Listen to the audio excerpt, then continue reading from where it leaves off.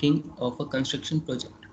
It is an incredibly important part of construction project as it enables firms and companies to hire the contractors to complete the work. Next slide, please.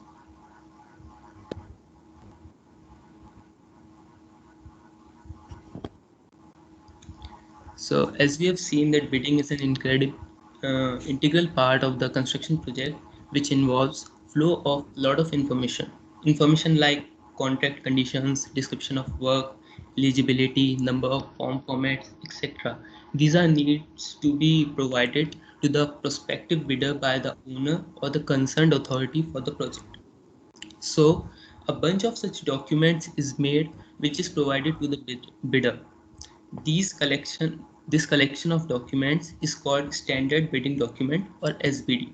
Hence, a SBD document is much like a information manual which have the information about contract details, requirements and specifications about each and every aspect of the project work and also about the whole bidding procedure. Next slide.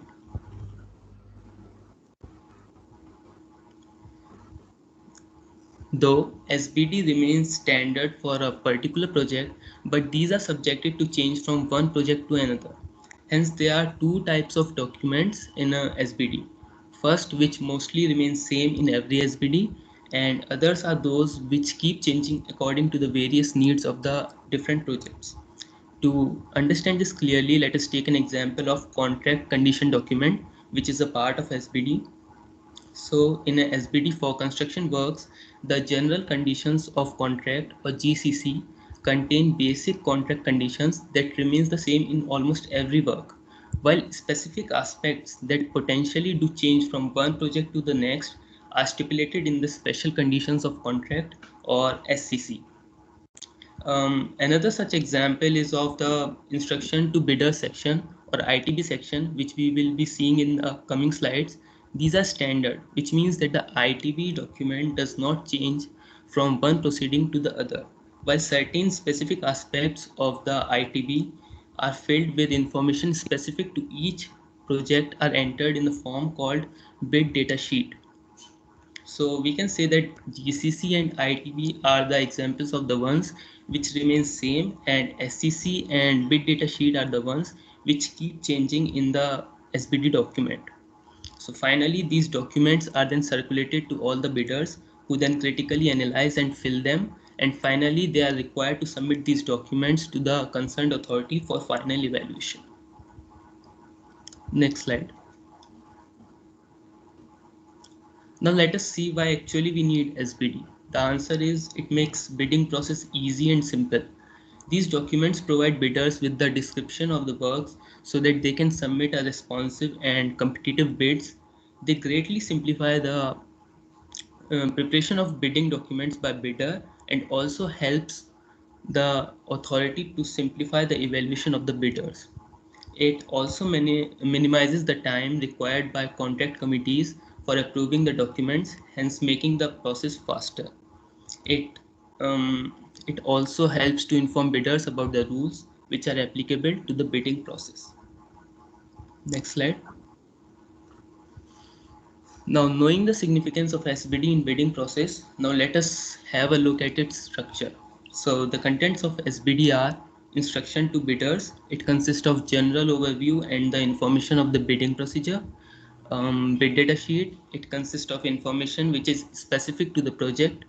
Contract conditions, as evident by its name, it documents all the contract conditions related to the work. Construction specifications, it contains all the technical details and drawing related to the work. Bidding forms, these are the form formats which are filled by the bidders to complete the bidding procedure. And qualification criteria, it talks about the suitability of the bidder for the bidding process. Now Jacob will explain each of them in detail. Am I audible? Yes, you are audible. Okay, so hello everyone, I'm Jacob, roll number 45, and I'll start explaining instructions to bidders. So ITB or instructions to bidders is the first section of the standard bidding document. It basically provides general information to help prospective bidders prepare their bids. So it gives like guidelines and criteria which bidders must follow during the submission, opening, evaluation of bids, and on the final award of contracts. So the different parts of ITB are scope of bid is the foremost part, is the first thing you'd see. Scope of bid is basically, it's a formal invitation to bid. So it will state like XYZ, which is the employer, invites bids for the following works, and the works may be listed directly or in a table beforehand itself. After scope of bid is sources of funds, which this again mentions the employer by name. So it tells which the employer, so like XYZ is providing the funds for this project. Qualification and eligibility. So this the employer will have different criteria for different projects. So like big projects will require firms with more experience in that particular field, or like in general, and they might need more specific, more specialized personnel and equipment. So yeah, the employer will state like certain criteria. This is still not it doesn't tell every specific criteria, which will be explained later, but it's like a general experience level and all that the employer expects. And pre and post qualification. So in this, it means like pre-qualification means the employer will select firms which already meet its criteria, and only those firms are allowed to place bids. In post qualification, all firms are allowed to place bids, and once the award is contracted, the firm's eligibility is considered. Next slide, Harsh.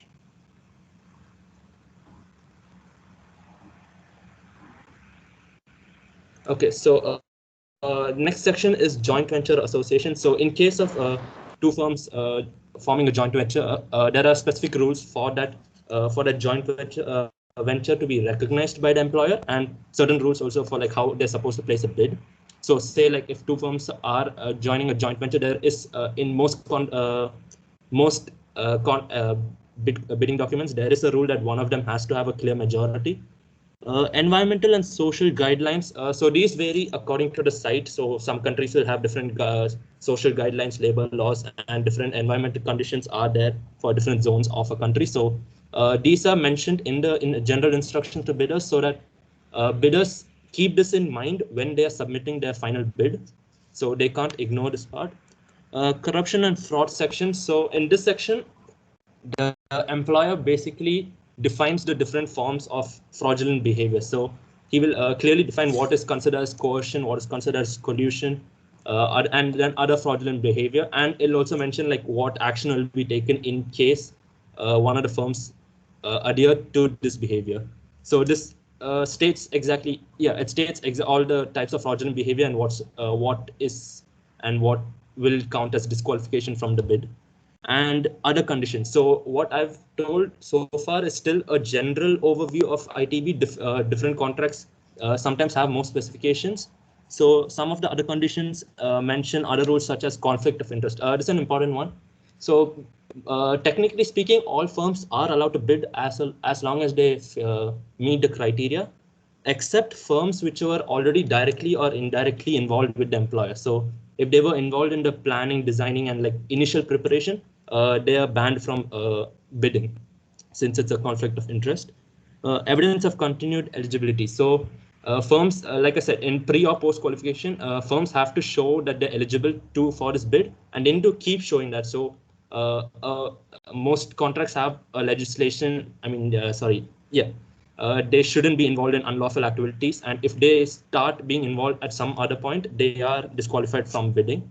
Cost of bidding, as in or the whole cost of preparing a firm's bid is met by the firm and not by the employer. And site visitation is allowed. It's allowed at the firm's own risk, but it's generally allowed. And there's also one more, there's sometimes a pre-bid meeting, so bidders might clear all the doubts. And now Hamish will explain the next section. Am I audible? Yes, you're audible. Hello guys, myself Hamish and my roll number is 43. I'm going to tell you about the bid data sheet and then the general conditions of contract and then the special conditions of contract. First is the bid data sheet. Bid data sheet is the attachment to the instruction to the bidders where the procurement entity should fill in various aspects of the ITB that are specific to the particular procurement proceeding at hand. The content of the BDS is variable from one procurement proceeding to the next. The information to be specified is noted on the notes on the ITB and is also indicated in the form of the BDS. Next slide.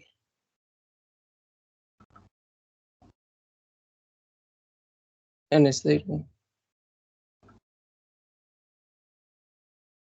Yeah, the common information. No. Back. Hello. Back. The common information which have to be filled by the procuring entities are on the BDS are first the name of the procuring entity, next the subject of the procurement, and then the procurement reference number and the contact address of the person, and the language of the bid is English and the currency used is the Indian rupees. Bid shall remain valid for a period specified in the BDS after the bid submission deadline date prescribed by the employer. Number of copies to be submitted with the original. The bidder shall prepare one original of the documents comprising the bid and clearly mark it as original. In addition to that, the bidder shall submit copies of the bid in the number specified in the BDS and is also clearly marked as copy. And then address and the room of the bid submission. The bids must be received by the employer at the address and no later than the date and the time indicated in the BDS. Next slide. And next slide. Next is the general conditions of the contract. General conditions section is the portion of the contract document in which rights, responsibilities, and relationships of the parties involved are itemized. It defines each contracting party's duties and privileges and the rules that will govern the relationship. The general conditions section is the backbone of the entire contract. Next slide. Here the major things are time control, quality control, and the cost control. In time control, the first thing is extension of the intended completion date. The project manager shall extend the intended completion date if a compensation event occurs or a variation is issued which makes it impossible for completion to be achieved by the intended completion date without the contractor taking steps to accelerate the remaining work, which could cause the contractor to incur the additional cost. First, what is intended completion date? Intended completion date is the date on which it is intended that the contractor shall complete the works. Next, the acceleration. When the employer wants the contractor to finish before the intended completion date, the project manager shall obtain the price proposals for achieving the necessary acceleration from the contractor. Next, yearly warning. The contractor shall warn the project manager at the earliest opportunity of specific likely future events or circumstances that may adversely affect the quality of the work and increase the contract price or delay the execution of the work. Next comes the quality control, in which first thing is the identifying the defect. The project manager shall check the contractor's work and notify the contractor of any defects that are found. Such checking shall not affect the contractor's responsibilities. Next comes the testers. If the project manager instructs the contractor to carry out the test not specified in the specification to check whether any work has a defect and the tester shows that it does. Next comes the correction of defects. The project manager shall give notice to the contractor of any defects before the end of the defects liability period. Next comes the quality cost control. First thing is the tax. The project manager shall adjust the contract price if taxes, duties, and the other levies are changed between the date 30 days before the submission of the bids for the contract and the date of the last completion certificate. Bonus. The contractor shall be paid a bonus calculated at the rate per calendar day for each day that the completion is earlier than the intended completion date. Cost of repairs. Loss or damage to the works or materials to be incorporated in the works between the start date and the end of the defects correction periods shall be remedied by the contractor at the contractor's cost if the loss or damages arises from the contractor's acts. Next page. Next slide. Next. special conditions of contract. Special conditions of contract contains the document as included in the contract which are complement to the GCC in accordance with the contract. This document specifies any special terms and conditions forming part of this contract and shall be read along with these conditions when referring to the contract. It also extends the conditions for a specific region or project or owner or organization not included or modified in the GCC, thus forms an inherent part of the contract or construction. Yes, please. And yes, statement.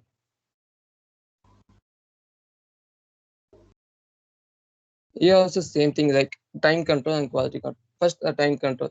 The project manager shall duly record all delays caused by the contractors not meeting the approved program and inform the same to the contractor with a copy to the employer. Such delays shall be considered while accessing the extension of the intended completion date if any. Next comes the quality control. The contractor shall provide the laboratory facilities at work site to conduct or conduct the tests at the interval and frequency as specified in the specification and technical guidelines for planning, design, and construction of project for assurance of the quality of the works. Next, Arsh will continue. Am I audible? Yes, you're audible. Yeah. My name is Harsh Bhatt and my roll number is 42. Now moving on to the next section of SPD, Bill of Quantities. This section provides the items and estimated quantities of work and related services to be performed, as well as the detailed technical specification that describe the works to be procured and must be carefully prepared by a procuring agency for each object of procurement. Now, need of bill of quantities. First, standardize the process of tendering contractors to prepare a firm cost to carry out the work. Second, to provide a fair and accurate method for tendering contractors to price the project using the same information. And third, allow the employer's consultants to carry out a tender analysis. The next section of SPD includes bidding forms. This section provides the standard format for the bid form and bid security, if required, that are to be submitted by the bidder. The bid form is the form on which each bidder formally states and signs his commitment, if selected for a contract award, to provide the work that are the subject of the procurement at the price state in the respective bidder's bid. The initial portion of the form, entitled Description of the Work, should be filled in by the procuring entity before distribution of the bidding documents to bidders. Also, it provides various different types of forms like letter of bid, bidder information form, price and completion schedule, form of bid security, form of bid securing declaration, and qualification form. The next is construction specification, which is also known as technical specification. There are three different types of construction specification. First one is perspective specs, second performance specs, third proprietary spec. First, perspective specification. It provides step-by-step detail and instructions. There are three subcategories of perspective specification. First one is general provisions, second required products, and execution procedures. Next type is performance specification. It provides all the operations requirement to complete a project and describe the anticipated result. Third type is proprietary specification. They are used when a specific type of product or material is required for installation. This section, construction specification, also contains any drawing that supplement the project work, including specification for the project work to be procured. Next section is qualification.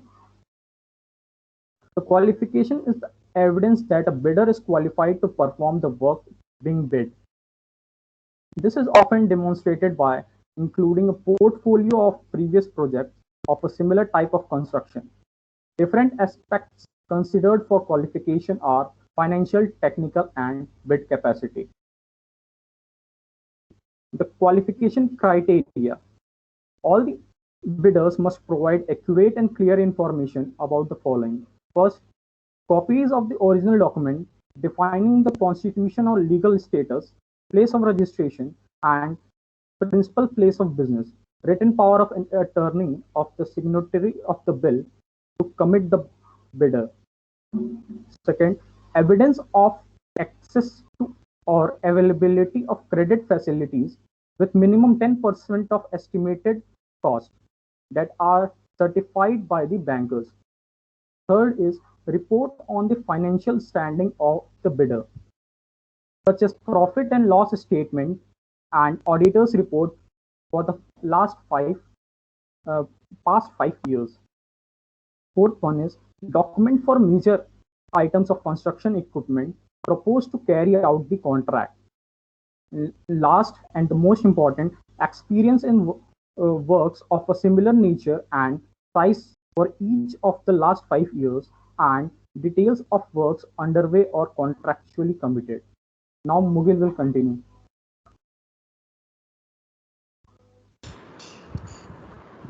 Ma'am, am I audible?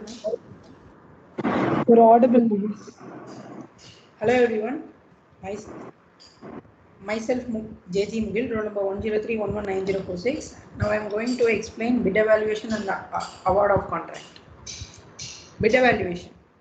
First of all, what is bid evaluation? Bid evaluation is the process that is done after a tender submission deadline, and it involves the examination of bids. There may have been a pre-qualification process before bids because it helps in reducing the number of potential tenders to those that are genuinely appropriate for the project. In general, bid evaluation will be carried out based on the evaluation criteria which is specified in the invitation to the tender. Criteria that were not included in the invitation to the tender should not be used to evaluate bids. The same evaluators should evaluate each and every bid. Next slide, please.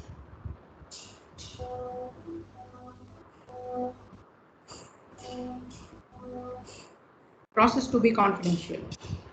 Information relating to the examination, clarification, evaluation, and comparison of bids and recommendations for the award of contract shall not be disclosed to the bidders or any other person not officially concerned with such process until the award to be the successful bidder has been announced. Any effort by a bidder to influence the employer's processing of bids or award decisions may result in the rejection of his or her bid. Bids will be checked for any arithmetic error by the employer, then will be corrected. Next slide, please.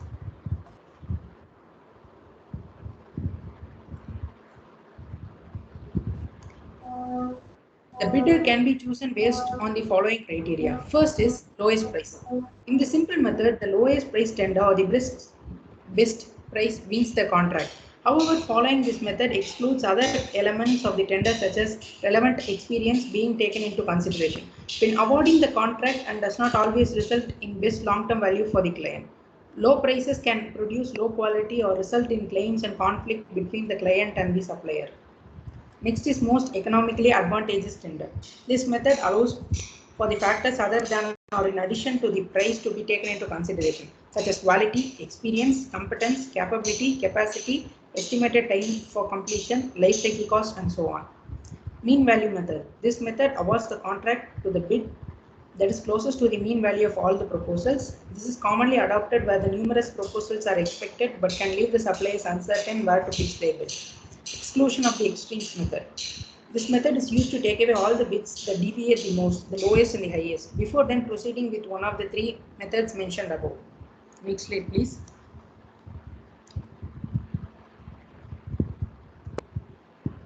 Awarding of contract. Contract awarding is the method used during a procurement in order to evaluate the proposals taking part and award the relevant contract. Usually at this stage, the eligibility of the proposals have been concluded. So it remains to choose the most preferable among the proposed. The bidder is chosen based on the method which is mentioned in the previous slide. The employer reserves the right to accept or reject any bid and to cancel the bidding process and reject all bids at any time prior to the award of contract. Next slide, please.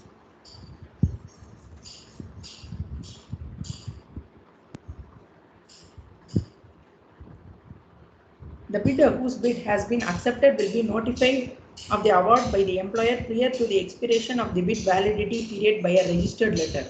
This letter, in the conditions of contract, called the letter of acceptance, and will state the sum that the employer will pay the contractor in consideration of the execution, completion, and maintenance of the works by the contractor as prescribed by the contract. The agreement will incorporate all the agreements between the employer and the successful bidder. It will be signed by the employer and sent to the successful bidder within 28 days following the notification of the award along with the letter of acceptance. Within 21 days of receipt, the successful bidder will sign the agreement and deliver it to the employer.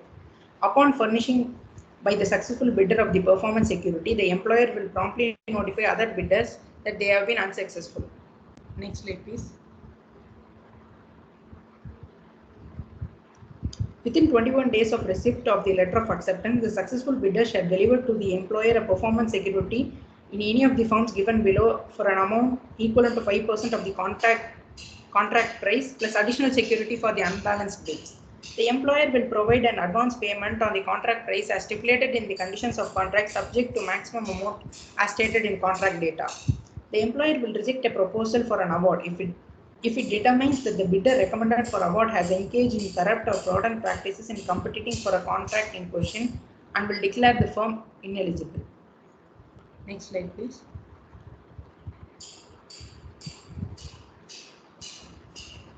Clarification and amendment. The bidder is expected to examine all the instructions carefully. Next, if the bidder requires any clarification for the bidding documents, may notify the employer. The bidder or his official representative is invited to attend a pre-bid meeting. The purpose of the meeting is to clarify the issues and answer all the questions. Before the deadline for submission of bids, the employer may modify the bidding documents by issuing agenda. Any addendum thus issued shall be part of bidding documents and shall be communicated to all prospective bidders. Employer may extend deadline for submission of bids so as to provide potential bidders adequate time to respond to amendments. Next slide.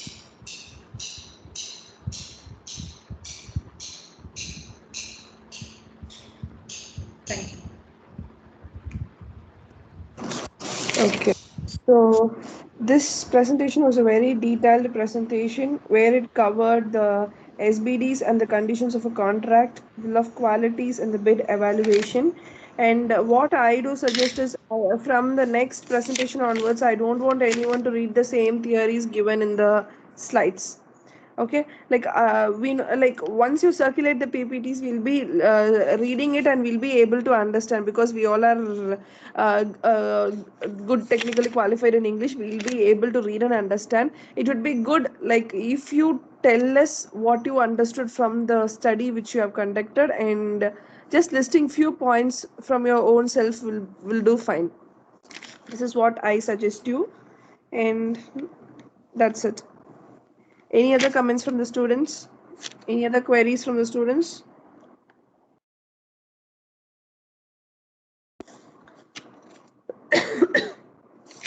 What is the last phase, right? Awarding contract and clarification. That part alone, like it would be more good if you explain it rather than reading the slides. The remaining all the portion, it was good.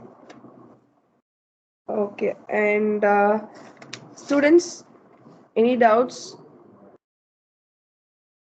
Standard bidding document, do you have any doubts? Do you understand what is a standard bidding document? All of you understood? Come on, reply with yes or no.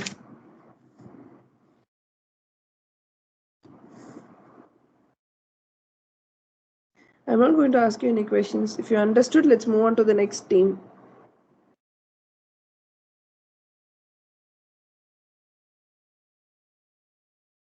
Come on, reply. Yes, ma'am. Okay. So, team 10. You can start your screen share, team 10.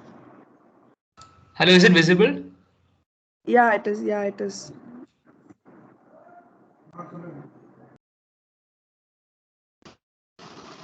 Hello. Good morning. Yeah. Am I audible? You're audible. You can start with.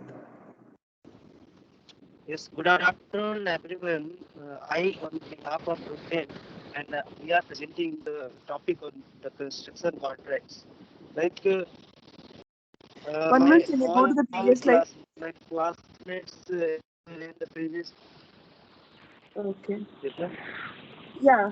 Now you can proceed. Kantesh Kumar, roll number 49, will present the introduction to the construction contract in this topic. Like, what is the construction contract? In the previous classes, I think my friends had discussed what is construction contract. But in brief, I am telling you, contracts are the promises that the law or agreement will enforce. Like, you can't establish a contract without any law. So, I will discuss this construction contract in details also in the next slides. Legally speaking, only four things are needed to form a valid construction contract. That is an offer. An offer must be needed. Acceptance. Like if one give an offer, then there is much acceptance of it, and there is consideration. Like you consider the offer. And fourth one is legality. Next slide, please. What is contract? It's written, although in the PPT, contract in the simplest definition, a promise enforceable by the law. The promise may be to do something or to refrain from doing something. The making of a contract requires the mutual assent of two or more persons. One of them ordinarily making an offer and another accepting. I have told you on the previous slide also. Next slide. Now, what is construction contract? Construction contract is nothing but when you apply the concept of contract in the construction management, that is construction contract. Construction contract may be defined in the various ways. Like a construction contract contains general and specific stage of construction project work, their specifications, time limits, payments and penalties for delivery delays, and ensures every party's rights and obligations. A construction contract document, like when there is a construction contract, there is a document also. So I'm telling you what is construction contract document. Construction contract document is nothing but it is a document that outlines the construction project, including the timeline of completion, the relevant parties involved in the project, and the project budget. Now, one thing is there that what is the essential component of a construction contract? I think there are four essential components of a construction contract. That is number one, contract details, like full name and address of the both parties should be there. Number two, project description, like operation of the lead in the contract. Number three, price and payment schedule, like responsibility of the contractor to determine final of the proposed project. And number four, payment bonds. There should be payment bonds. Next slide. Next slide.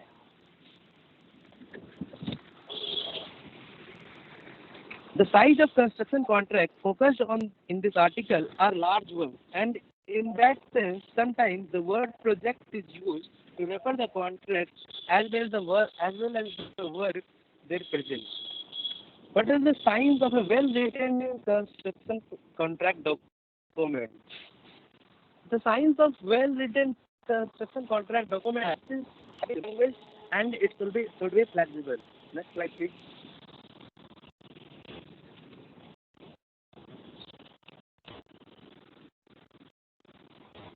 What are the laws that construction contract do follow? Like in the definition itself, I told that contract is enforceable by the law. Then what is the law? In India, there is one law. You can say that is Act also. The India Act that came into force on 1st September 1872. The Act is applicable to whole India except the state of Jammu and Kashmir. It consists for detailed explanation of this Act, what are different laws in these all sections, you can refer to this act also. Next slide, please. Next slide. What are the objectives of construction contract? The objectives of the construction contract are to allocate the duties between the parties, to allocate the duties between the parties, to recognize and allocate the risk to the different parties, to reduce the uncertainty surrounding the project and allow the parties to plan for the project in the future, revenue recognition according to completion contract of construction, to prescribe the accounting treatment of revenue and the costs associated with construction.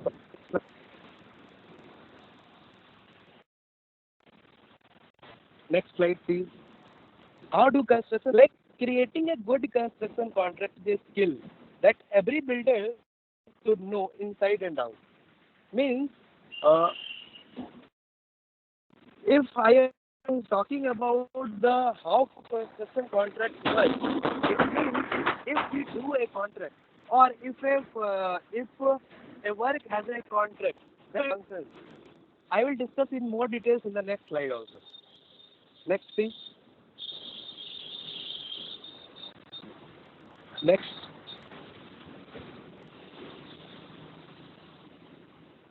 Next slide.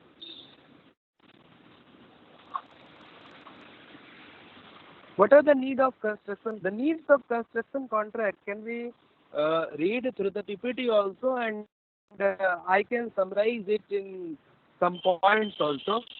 That what are the need of construction contract? You can say construction contract offer a protection for both the parties and client. Like any work cannot be missed. If a work has a target, that work should be completed. That is the advantage of the contract. Number two, it helps protect your business and your client over the course of project. Next, you can say that without the contract, you can run into issues. Like contract is binding by the law, so if either party refuses to abide the law of contract, there will be a dispute. Project timeline and completion date is legally assured. That is the advantage of contract. And next one, it estimates the cost of project schedule, which minimizes the financial burden. Now, my friend Yaswan will take type of construction contract. Am I audible? You're audible. Thank you, ma'am. Good afternoon, all. My name is Ashwan. My roll number is 51. I start to speak about the types of construction contracts. Understanding the different type of construction contracts is essential, as they determine what you pay and what you are liable for, and many other aspects of the job. A contract protects the contractor and the owner by ensuring the expectations are clear from the beginning and avoiding the headaches caused by the averages and other unexpected issues. There are many types of building contracts, as they are usually tailored to the needs of the project. On basis of the method of payment to the contractor, they are categorized into two major groups. One is price-based construction contract, and second one is the cost-based construction contract. Okay, next slide. First, we will discuss about the price-based construction contracts. In this, there are two main important lump sum construction and contracts, unit price contracts. First one is lump sum construction contract. It is used for a fixed price for all work done on the project. These construction contracts are called fixed price or stimulated sum contracts. Incentives are sometimes benefited in these contracts to reward the contractor if the job is completed ahead of the schedule. These agreements can also include penalties for a job that is completed late. Owners typically use this type of contracts to steer clear of change orders for any additional or otherwise undetermined work. When you sign a lump sum contract, the contractor takes on additional risk since the owner is not obligated to pay more than the original price. If the project goes out of the scope, problems come up or other changes occur during the project. some lump sum contracts account for by including the separate allowances that cover unforeseen costs and changes. If owner decides to use lump sum contracts on the project, builders typically charge a higher fee to account for the additional risk they are taking on. Otherwise, any unforeseen cost tax can either eat into the builder's profit or result in a project may not completed as envisioned. And second one is a unit price contract. If it's typically emphasizes prices of different categories based on things like the type of tasks and materials used. This categorized style of pricing makes it easier for owners to evaluate each cost and allow contractors to more accurately charge for each category. This type of construction contracts is not typically used for major construction projects and is more often used for smaller jobs like repair or maintenance work. With unit price contracts, it's easier to adjust prices when the scope of work changes. And it is easy to evaluate the cost of different categories and also easy to adjust prices when scope changes. So when to sign this type of construction contract, you need to focus on unit price construction contract are more commonly used for the repair work and public works projects. For example, building maintenance could more easily be charged through unit price contract since it specifies the values of different maintenance tasks required. Next slide. Next one is the cost-based construction contract. It is also divided into two types mainly. First one is the cost plus contract. Cost plus contracts normally requires the owner to pay all the project expenses like the cost of materials, labor, and some other project cost. And additionally, these type of contracts will also include an agreement upon amount or percentage that covers the contract's overhead cost and profit that the owner also pays depending upon the type of the cost plus contract. The owner may end up paying more than the expected or anticipated and therefore generally takes an account of risk more than the contractor. When you sign this kind of contract, you need to focus on that. The cost plus contracts are normally used when the scope of works, materials, labors, employment is not clearly defined or difficult to estimate from the beginning.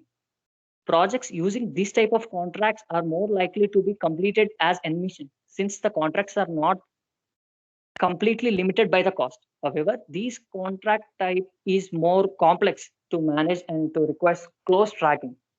And the last one is the times and materials contract.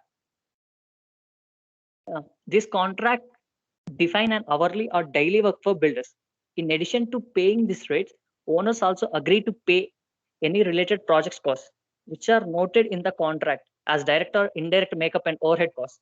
Builders are not completely limited by the budget, and it is easy to use for the small budgets and difficult to estimate the final cost. So when to sign this type of time and materials contract, this contract typically used when the scope of work is unclear and carry less risk. It is mostly used for small projects, whereas it can be better estimate the project scope to anticipate the final cost. And my friend Joel will continue the next topic. Hello.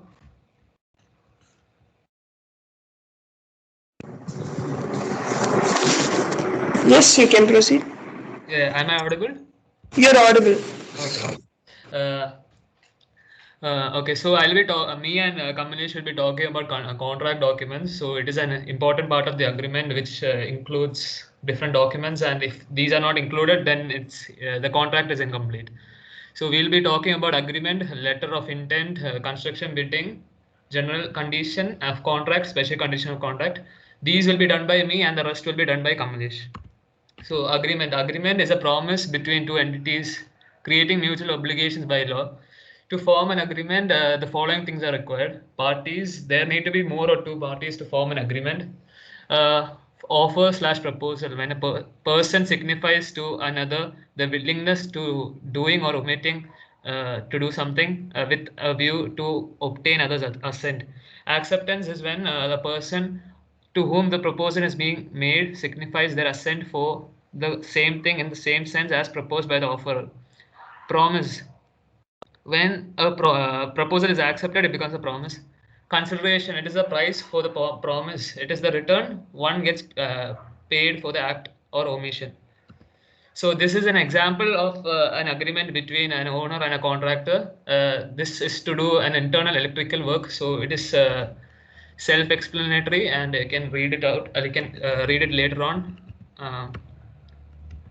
Yeah. So letter of intent. A letter of intent is a document outlining the understanding between two or more parties, which they intend to formalize in a legally binding document. The common purpose of an LOI are to allow parties to sketch out fundamental terms quickly before expending substantial resources on negotiating definitive agreements, finalizing due diligence, pursuing third-party approvals, and other matters. To declare officially that the parties are currently negotiating as in a merger or joint venture proposal. To provide safeguards in a case that deal collapses during negotiation, to verify certain issues regarding payments made for someone else. So I have put an example for this as well. Construction bidding. It is a process of submitting a tender by the contractor to the client as a proposal to conduct or manage a particular construction project. This enables firms and companies to hire contractors.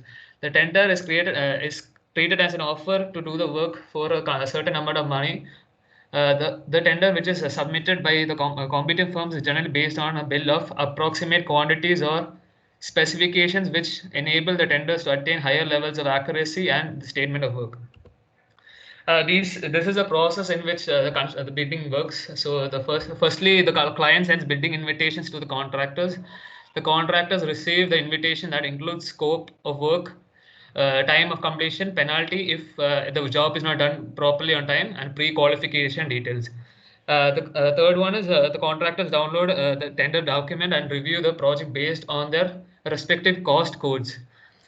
Contractors submit their bid to the client. The fifth one is the client awards bid to the contractors with the most competitive bid and is converted into a commitment. So this next is a general condition of contract. So contract conditions that set the minimum performance requirements for the contractor and are common to all types of contracts. These conditions also include rights and responsibilities of client as well as the contractor involved. It contains contractual principles applicable to most projects with supplements for a particular project and broad aspects relating to the roles, rights, duties, and responsibilities of the parties to the contract for construction. And the next one is a special condition of contract. They are the modifications made to suit the uniqueness of the project to make the contract flexible for the nature of the contract and achieve the project objectives.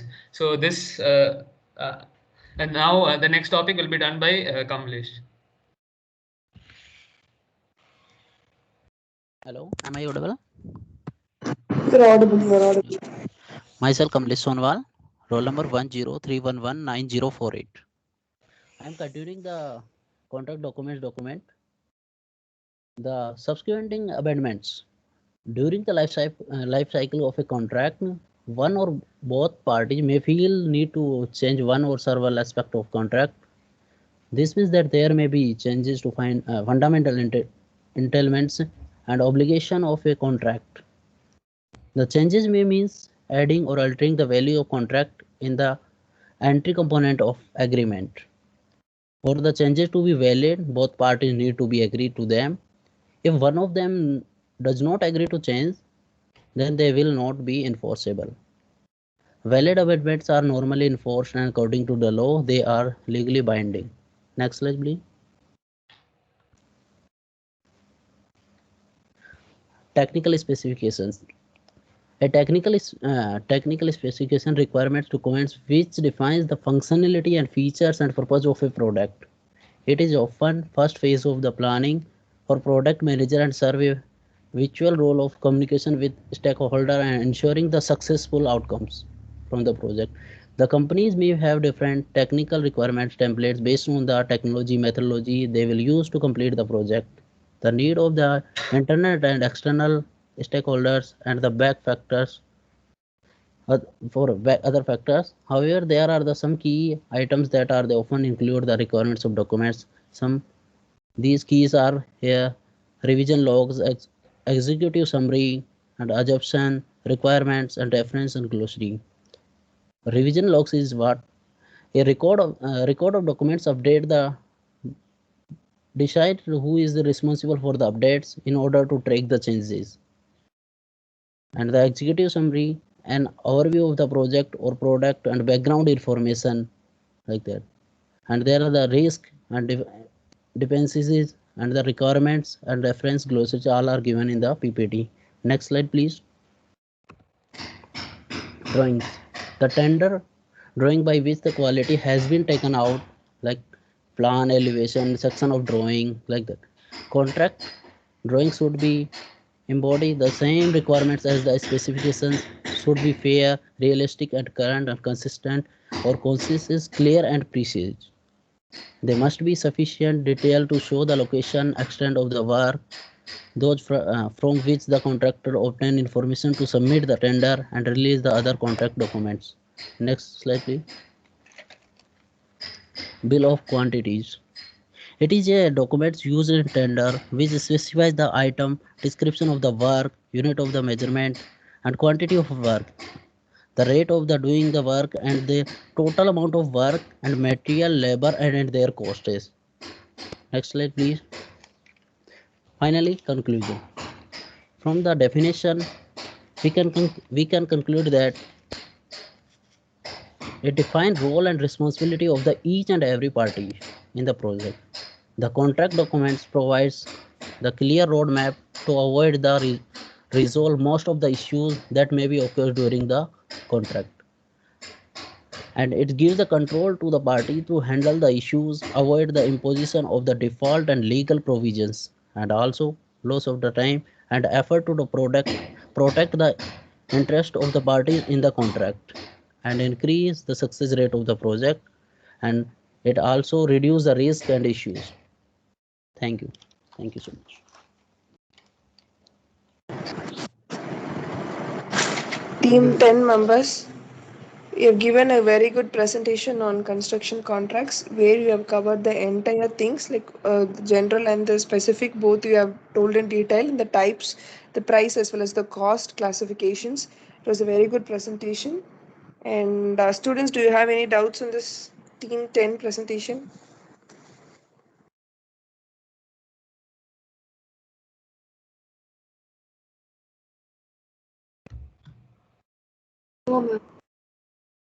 Okay.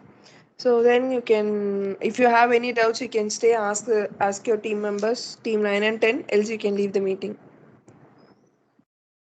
And the next class we have on Friday morning, 9:30. Yes. So that day, team 11 and 12 are going to present. Is it okay?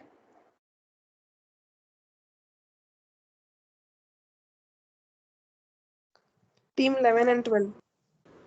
Yes, ma'am. Okay. Varshini, you belong to team 11 or 12? 12. 12. Okay. So, okay.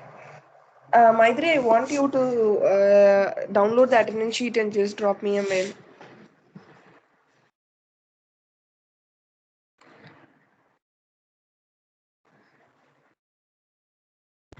Okay, then others can leave the meeting. Thank you, students.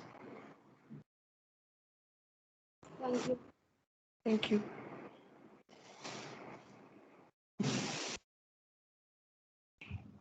Excuse me, ma'am. Yes. Ma'am, the